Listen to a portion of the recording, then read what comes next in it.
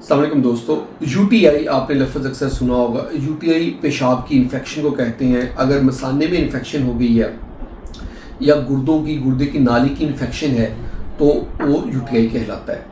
इसको चेक कैसे करना है?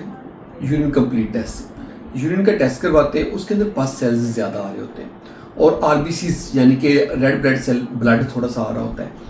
तो यूजुअली ब्लड कम होता है कंपैरेटिवली और पस सेल ज़्यादा होते हैं, तो ये कंफर्म होता है कि ये यूटीआई चल रहा है। समटाइम अगर आप देखेंगे आरबीसी ज़्यादा है, पस सेल कम है, तो ये यूजुअली यूटीआई प्राइमरी नहीं होता, ये स्टोन वगैरह की वजह से या रुकावट की वजह से प्रॉब्लम आ रही होती है, लेकिन यूटीआई भी एसोसिएटेड होता है, ये उसके साथ जुड़ा हुआ है। इसके लिए स्टार्ट में जो ट्रीटमेंट है वो हमने डायरेक्ट एम्पिरिक एंटीबायोटिक देनी होती है, यानी कि कोई कल्चर वगैरह नहीं करवाना।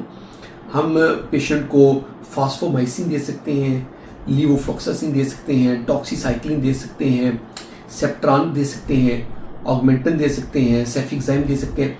ये सारी मेडिसिन हम देते हैं। इनमें से कोई भी मेडिसिन दी जा सकती है वज़न के मुताबिक। अगर बच्चा है तो वज़न के मुताबिक देंगे, अडल्ट है तो फिर अडल्ट डोज जितनी है वो हम पेशेंट को देंगे।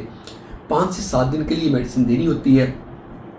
अगर पेशेंट इम्प्रूव नहीं कर रहा या इन्फेक्शन बार बार होती तो फिर हमने कल्चर करवाना होता है, या फिर हमें लगता है कि कोई और एसोसिएटेड प्रॉब्लम है, लाइक स्टोन का सस्पिशन है कि स्टोन की वजह से या रुकावट की वजह से है, तो उसको भी साथ लाजमी ट्रीट करना होता है।